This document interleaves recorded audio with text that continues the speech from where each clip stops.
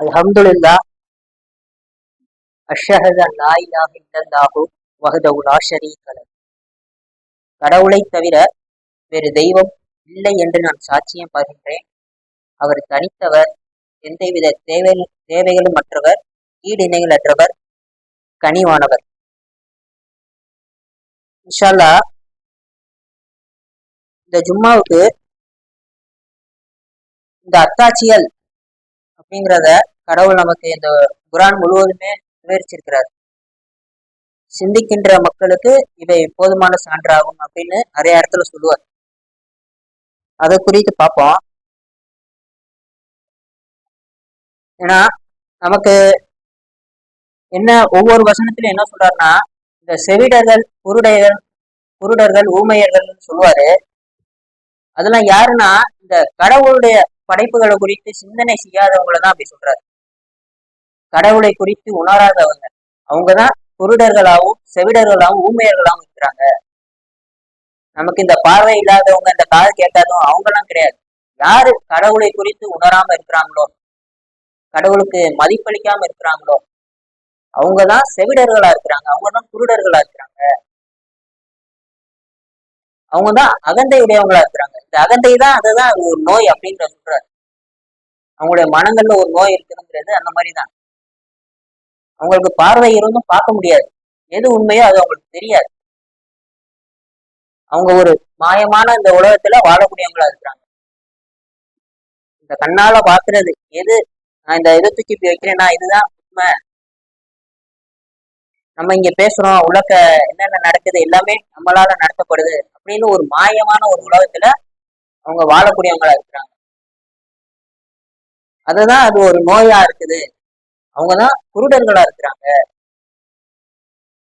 இந்த விஷயத்தை பத்தி எடுத்துரைக்கும் போது அவங்க செவிடர்கள் ஆகிட்டாங்க. இன்ஷா அல்லாஹ் அதனால்தான் சிந்திக்கின்ற மக்கள் அப்படிங்கிற சொல்லுவார் நிறைய இடத்துல. யாரெல்லாம் இந்த உண்மையை உணர்றாங்களோ அவங்கதான் அதை குறித்து சிந்தனை செய்யக்கூடியவங்களா இருக்கிறாங்க. 51ல 20, 21.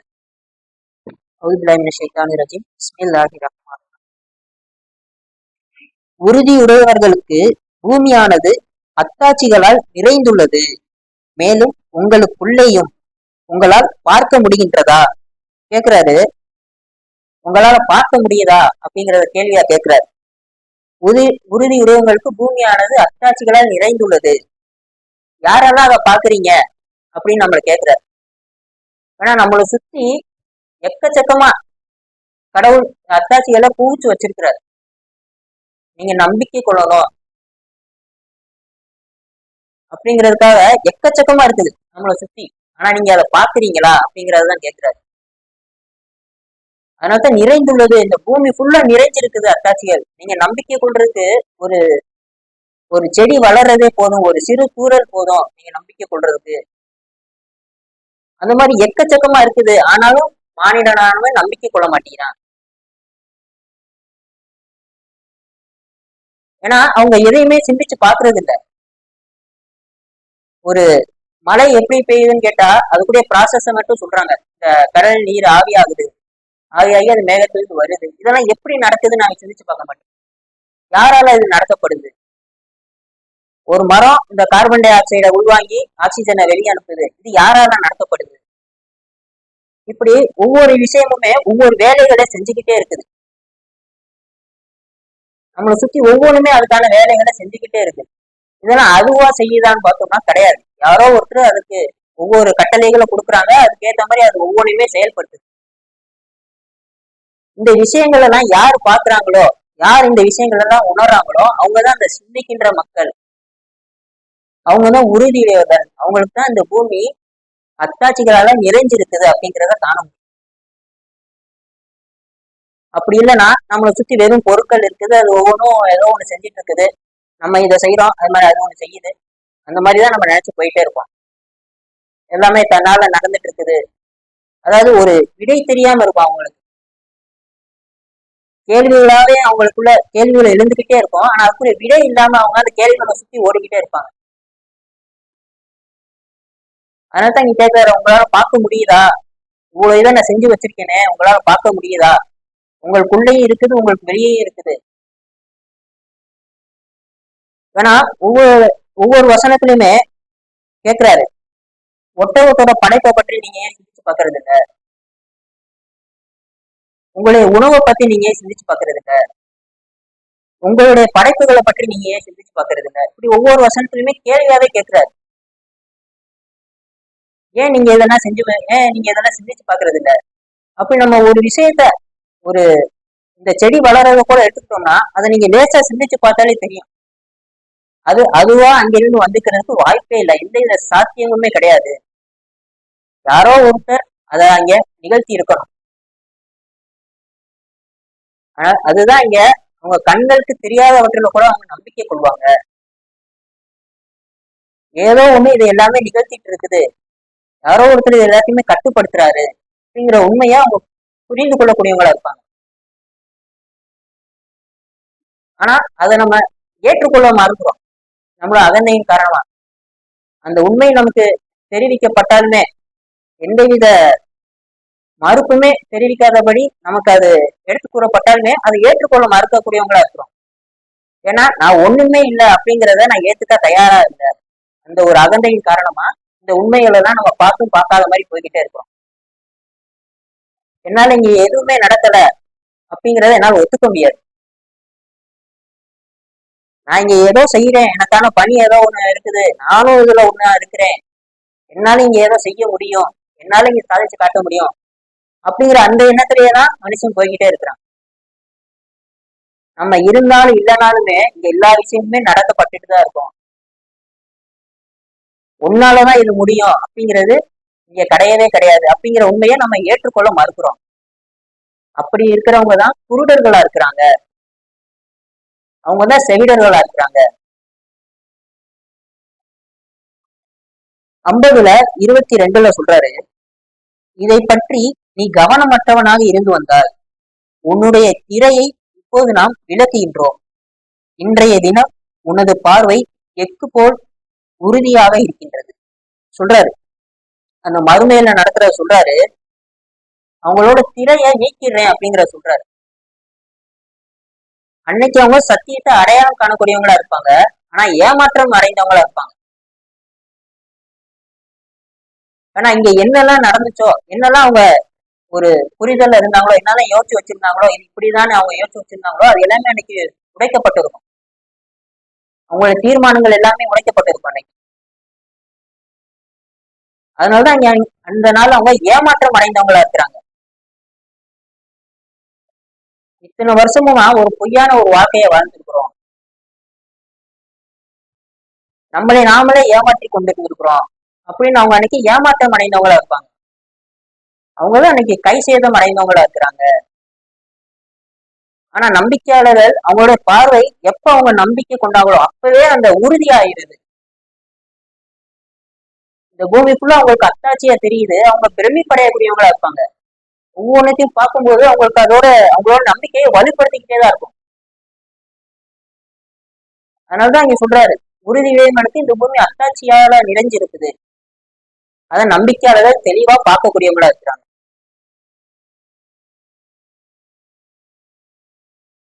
அவங்க அதுதான் இங்க என்ன நடக்குதோ அதே விஷயம் அந்த நம்ப மறுப்போம் அன்னைக்கு அடையாளம் காணக்கூடியவங்களா இருப்பாங்க. ஆனா அவங்களுக்கு அன்னைக்கு பிரமிப்பா இருக்க ஒரு ஏமாற்றம் தான் இருக்கும். ஏன்னா ஒரு மழை பெய்யுது அப்படிங்கறத எடுத்துக்கிட்டாலுமே, ஒரு உதாரணமா ஒரு மழை பெய்யுது அப்படிங்கறத எடுத்துக்கிட்டாலுமே, ஒரு மழை துளி அப்படிங்கிறது அது எப்படி உருவாகி இருக்கணும், அது எங்க இருந்து வரணும், அது எந்த ஒரு மண் துகளை உழுகணும், அது உழுந்ததுக்கு அப்புறம் அந்த மண் துகள் எப்படி கரையணும், இப்படி ஒவ்வொன்றையுமே கடவுள் தான் டிசைன் பண்ணி வச்சிருக்கிறார். ஒரு மலைத்துளிக்கே இவ்வளோ கச்சிதமா டிசைன் பண்ணவர் கோடான கோடி மலைத்துளிகள் விடும் ஒரு மழை பெய்யுதுன்னா, அது ஒவ்வொன்றுத்தையுமே அவர் தான் நிகழ்த்திட்டு இருக்கிறாரு அப்படிங்கிறதுனால அவங்க சிந்திச்சு பார்க்கும்போது அவங்க பெருமைப்படையக்கூடியவங்களா இருப்பாங்க. அவங்களுக்கு அது ஒரு அத்தாட்சியா தெரியும். நம்ம ஒரு சாதாரணமா மழை பெய்யுதுன்னு பார்த்துட்டு போறது அவங்களுக்கு அது பெருமை கூட்டுவதா இருக்கும். அதனால்தான் உங்களுக்குள்ளேயும் சரி உங்களுக்கு வெளியேயும் சரி அத்தாட்சிகளால நிறைஞ்சிருக்குது, நீங்க பாக்குறது இல்ல. இன்ஷா அல்லாஹ் இந்த மாதிரி ஒவ்வொரு விஷயத்தையுமே நம்ம சிந்திச்சு பார்க்கும்போது அப்பதான் நமக்கு அந்த கேள்விக்கான இடையே தெரியும். ஒரு வசனத்துல கேட்பார், கடவுளுடைய அற்புதங்களில் எதனை உங்களால் மறுக்க இயலும் அப்படின்னு ஒவ்வொரு இதுவா சொல்லிட்டு அந்த கேள்வியை கேட்டுக்கிட்டே இருப்பார் வரிசையா. அப்பதான் அது ஏன் சொல்றாருங்கிறதே நமக்கு புரியும். எதையுமே நம்மளால மறுக்க முடியாது. ஒவ்வொருத்தையுமே கடவுள் தான் நிகழ்த்துறாரு அப்படிங்கிற அந்த உண்மையை நீங்க புரிஞ்சுக்கிட்டீங்கன்னா உங்களால எதையுமே இங்க மறுக்கவே முடியாது. ஏன்னா எல்லாருமே பல கேள்விகளை உருவாக்கி கொண்டு இருக்கிறோம். அதுக்குரிய பதில் நம்மகிட்ட இருக்காது. ஆனா அதுக்குரிய அனைத்து பதில்களும் அவங்க அறிந்திருப்பாங்க. ஏன் இது நடக்குது, ஏன் இப்படி நடக்குது, எதனால இது நடக்குது இப்படின்னு ஒவ்வொருக்குரிய பதிலும் அவங்க அறிந்தவங்களா இருப்பாங்க. விஷாலா அடுத்ததா 90-11 10-11 2 பாதைகளை நாம் அவனுக்கு காட்டவில்லையா, கடினமான பாதையை அவன் தேர்ந்தெடுக்க வேண்டும் அப்படிங்கிற சொல்றாரு. அப்புறம் கடினமான பாதைங்கிறது எதுவும் சொல்றாரு. அதுக்கப்புறம் 87-8 மிகவும் இலகுவான பாதையில் உண்மை நாம் செலுத்துவோம் அப்படிங்கிற சொல்றாரு. அங்க ஒரு இடத்துல கடினமான பாதைன்னு சொல்லுவாரு, இன்னொரு இடத்துல இலகுவான பாதையில உண்மை நாம் செலுத்துவோம் அப்படிங்கிற சொல்றாரு. ஆனா 2:58 சொல்லுவாரு, இந்த இஸ்ரேல் அவங்கள சொல்லுவாரு, இந்த ஜெருசலேமிற்குள்ள நுழைங்க அப்படிங்கிற சொல்லுவாரு. அவங்க யாரும் நுழைய மாட்டாங்க, அந்த வாசலையே நின்றுட்டு திரும்பி போயிடுவாங்க. அதுக்குள்ள நுழைஞ்சோம்னா அவங்க கேட்கிற வாழ்வாதாரங்கள், அவங்க காணக்கூடிய வாழ்வாதாரம் எல்லாமே உங்களுக்கு அங்கே கிடைக்கும், அந்த வாசலுக்குள்ள மட்டும் நுழைங்க அப்படிங்கிறது. ஆனா அவங்க அந்த கட்டளையை ஏற்றுக்கொள்ள மறுப்பாங்க, திரும்பி போயிடுவாங்க. அதே மாதிரிதான் இந்த உண்மைய நமக்கு உணர்ற வரைக்கும் தான் அது கடினமான பாதை. நம்ம அந்த வாசல்லே நிற்போம், நம்மளும் அந்த மாதிரி அந்த வாசல்ல தான் நிக்கிறோம். இதை ஒத்துக்கலாமா, இதை வேணாமா, உண்மையிலே இது இவரு தான் நடத்துறாரா, இல்ல நம்மளும் ஏதாவது செய்யறோமா அப்படின்னு ஒரு குழப்பத்திலே அந்த வாசல்லே நிக்கிறோம். ஆனா அப்படி யாரெல்லாம் அந்த உண்மையை ஒத்துக்கிட்டு உலக போறாங்களோ அவங்களுக்கு அதுதான் இலகுவான பாதை அப்படின்னு சொல்றாரு. மிகவும் இலகுவான பாதையில் உண்மை நாம் செலுத்தும். நம்ம வெளியே இருந்து பார்க்கும்போது நம்மளுடைய அகந்தையினால, நம்மளுடைய குழப்பத்தினால, நம்மளுடைய அறியாமையினால அது கடினமான பாதையா தெரியுது, இந்த கடவுள் மட்டும்ங்கிறது. ஆனா எப்ப நீங்க அந்த உண்மையை உணர்றீங்களோ அதுல இருந்து உங்களை அதுதான் இலகுவான பாதையா இருக்குது உங்களுக்கு. நீங்க இது வரைக்கும் வாழ்ந்த வாழ்க்கைக்கும் இனிமே வாழப்போற வாழ்க்கைக்குமே அந்த வித்தியாசத்தை பார்த்தீங்கன்னா உங்களுக்கே தெரியும்.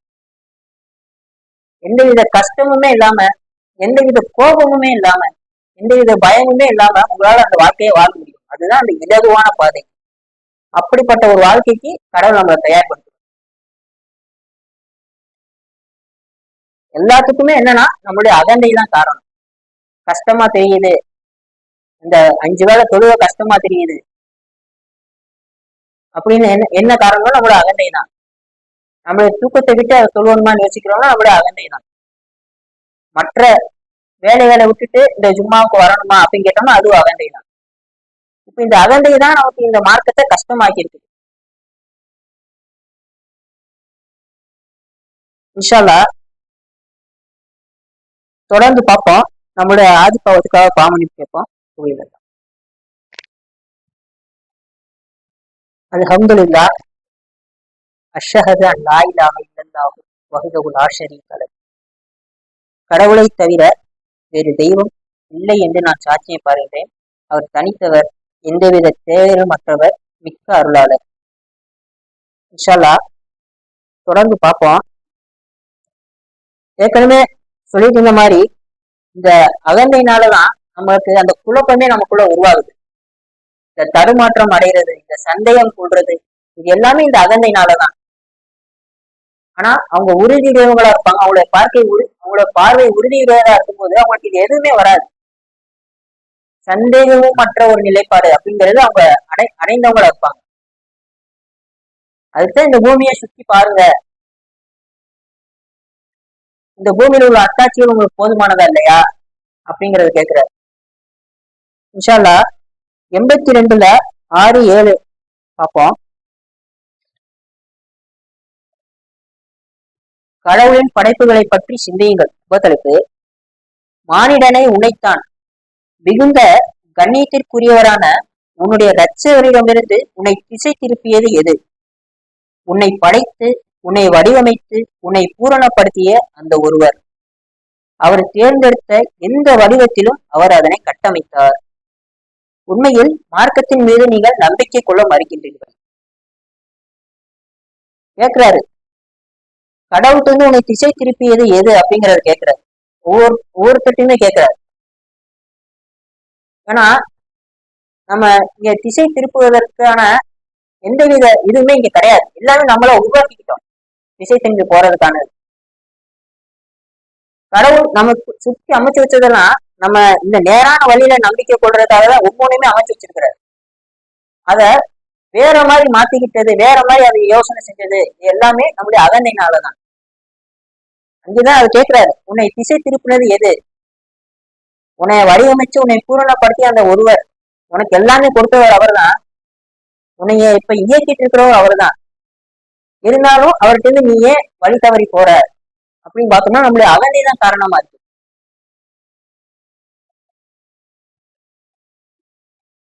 ஏன்னா இன்னொரு வசனத்தோடு சொல்லுவாரு, இந்த உலக வாழ்க்கையானது வெறும் வேடிக்கை, விளையாட்டு, பெருமை அடித்துக் கொள்ளுதல், பணத்தை பெருக்கிக்கிறது, பிள்ளைகளை பெருக்கிக்கிறது, அவ்வளவுதான்.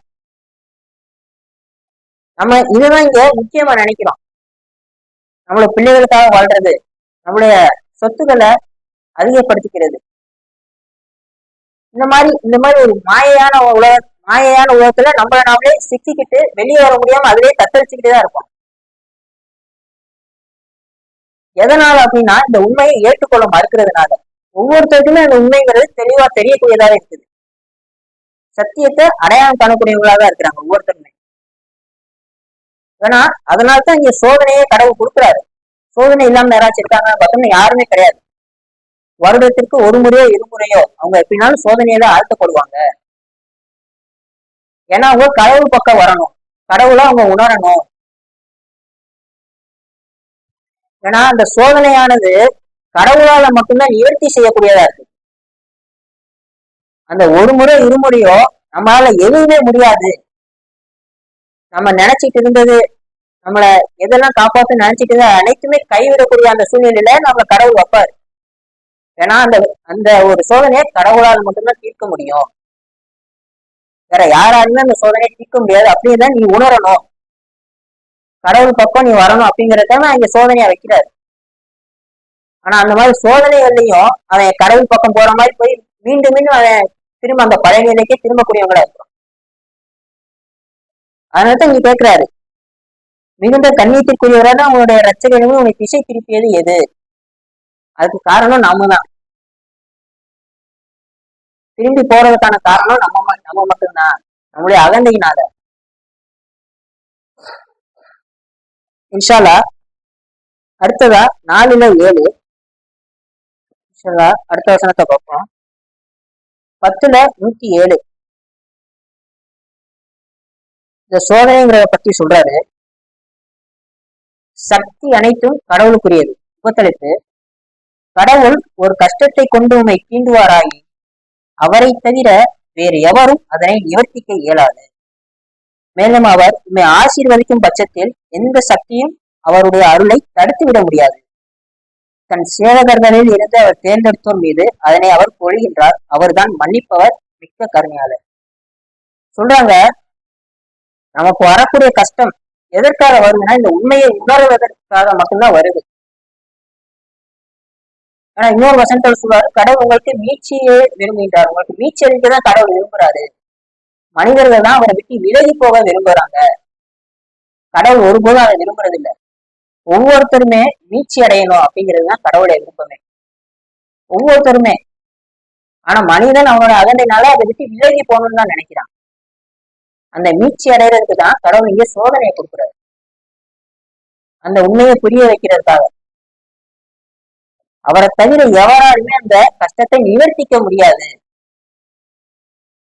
அந்த கஷ்டத்தை வேற யாராலுமே போக்க முடியாது. கடவுளால மட்டும்தான் அது முடியும் அப்படிங்கிறத நீங்க உணரணும். அப்படிங்கறதான் உங்களுக்கு அங்கே சோதனையை கொடுக்குறாரு. அவருடைய அருளையும் யாராலையும் தடுத்துவிட முடியாது. நீங்க எந்த சூழ்ச்சி செஞ்சாலும் இவன் இந்த இது அடைஞ்சு தீரணும்னா அவன் அதை அடைஞ்சேதான் தீருவான். அவனே வேணாம், நானே வேணாம்னு சொன்னாலுமே எனக்கு அது கடைசியதான் தீரும். அதுதான் கடவுளுடைய சிஸ்டமா இருக்குது. நம்ம நினைக்கிற மாதிரி இங்க எதுவும் நடக்கிறது இல்லை. கடவுள் என்ன நினைக்கிறாரோ அதுதான் இங்க நடக்கும். இன்ஷா அல்லாஹ் 6:164 கூறுவீராக, அனைத்து பொருட்களின் இரட்சகரும் அவராகவே இருக்கின்ற போது கடவுளை விடுத்து மற்றவற்றை ஒரு இரட்சகராக நான் நாட வேண்டுமா? எந்த ஆத்மாவும் அதன் சொந்த காரியங்களில் இருந்தே தவிர பலனை அடைவதில்லை. மேலும் எவரும் மற்றவர்களுடைய சுமையை சுமப்பதில்லை. இறுதி கட்டத்தில் நீங்கள் உங்களுடைய இரட்சகரிடமே திரும்புகின்றீர்கள். பின்னர் உங்களுடைய அனைத்து தர்க்கங்கள் குறித்தும் அவர் உங்களுக்கு தெரியப்படுத்துகின்றார். சொல்றாரு, அனைத்து பொருட்களுடைய இரட்சகரும் கடவுளா இருக்கும்போது மற்றொன்றை நான் தேடணுமா, மற்றொன்று மேல நான் நம்பிக்கை கொள்ளணுமா அப்படிங்கறத கேட்கிறாரு. ஆனா நம்பிக்கையாளர்கள் இப்படிதான் கூறக்கூடியவங்களா இருக்கிறாங்க. அவங்களுடைய மறுமொழி இப்படிப்பட்டதா இருக்குது, அவங்களுடைய நம்பிக்கை இப்படிப்பட்டதா இருக்கு. அவங்கள பொறுத்த வரைக்கும் ஒவ்வொருத்துடைய பொருட்களுமே, ஒவ்வொருத்துடைய ரட்சகருமே கடவுளா மட்டும்தான் இருக்கிறாரு.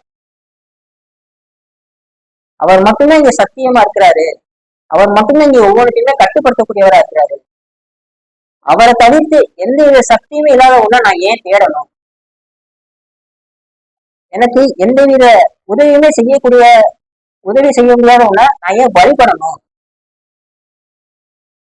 ஆனா என்னாலையும் எனக்கு உதவி செய்ய முடியல, யாராலுமே எனக்கு உதவி செய்ய முடியல அப்படிங்கிறப்ப நான் கடவுளை மட்டும்தான் வழிபட முடியும். மற்றொன்றை நான் ஏன் தேடணும் அப்படிங்கிறத அவங்க கேட்கிறாங்க. அதனாலதான் இங்க கேட்கிறாரு, எப்படிப்பட்ட வாதத்தோட அவங்க வந்தாலும் சரி, உங்களுக்கு நான் சரியான புரிந்து கொள்வதையும் மேலான ஒரு புரிந்து கொள்வதை நான் உங்களுக்கு கொடுத்திருக்கிறேன் அப்படிங்கிற சொல்றாரு. 4:27 சொல்றாரு, கடவுளின் கருணை உபத்தளித்து கடவுள் உங்களை மீட்க விரும்புகின்றார்.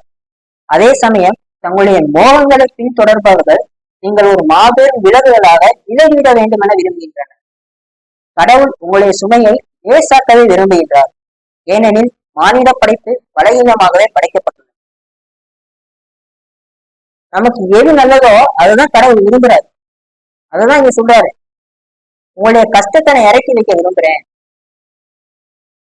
உங்களை சரியான வழியில கொண்டு வர நான் விரும்புறேன். ஆனா மானியம் தான் அதற்கு விலகி போகணும்.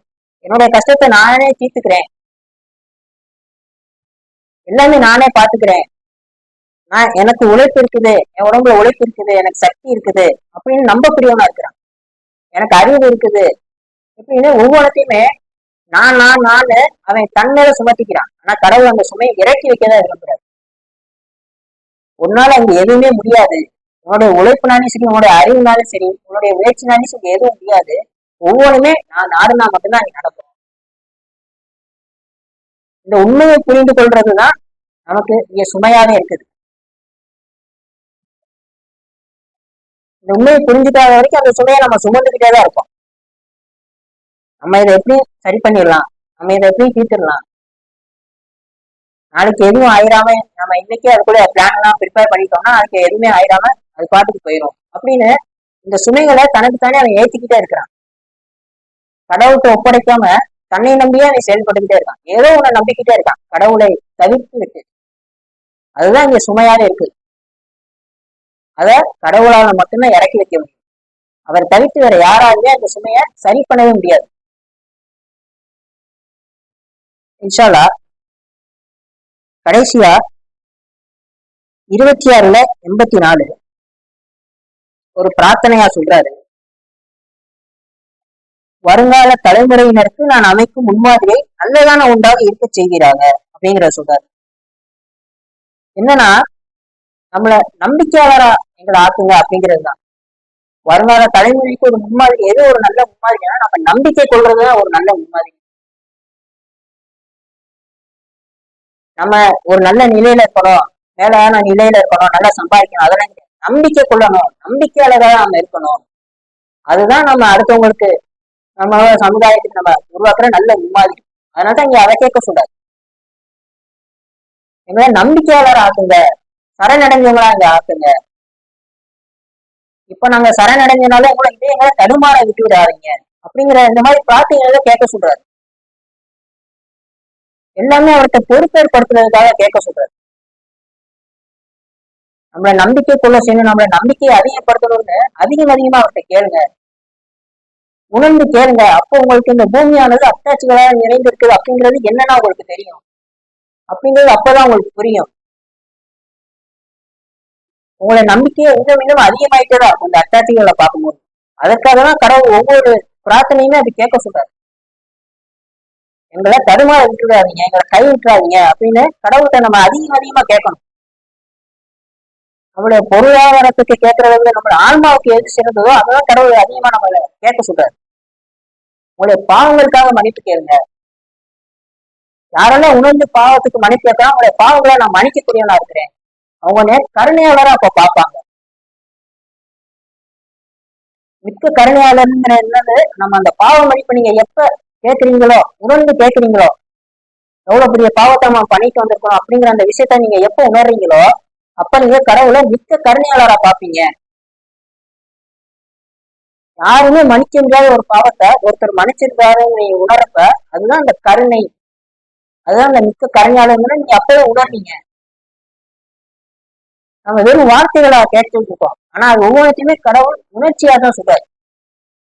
அவங்க அதெல்லாம் உணரக்கூடியவங்களா இருப்பாங்க, கடவுளுடைய தன்மைகளை உணரக்கூடியவங்களா இருப்பாங்க. அதுதான் அவங்களுடைய நம்பிக்கையை பலப்படுத்தக்கூடியதா இருக்கும். இன்ஷா அல்லாஹ் நம்மளும் அதிகமா இந்த பிரார்த்தனைகளை கேட்டு கடவுள் நம்மள நம்பிக்கையாளர்கள் ஒருத்தராக கடவுள்கிட்ட பிரார்த்தனை கேட்போம். அக்கிமு சலாத், தொடர்பு தொழிலுக்கு ஆயத்தம்.